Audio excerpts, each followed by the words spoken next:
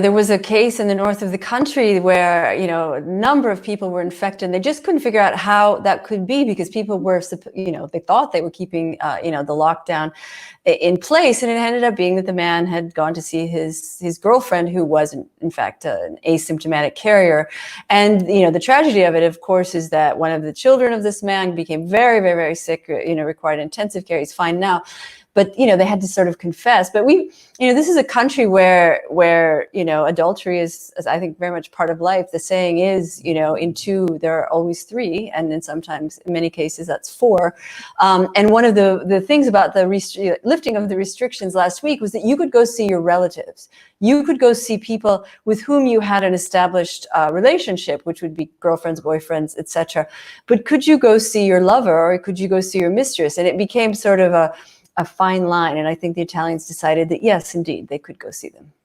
What, it's been officially sanctioned by the government?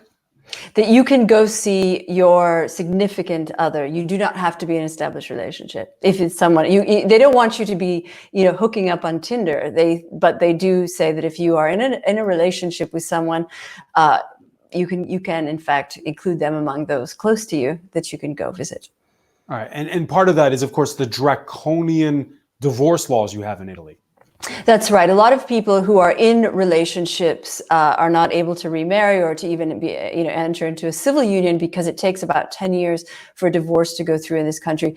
But this particular issue did go beyond those who intended to ever marry or to officially be dating. But the government has decided to turn a blind eye on those who have extramarital activities going.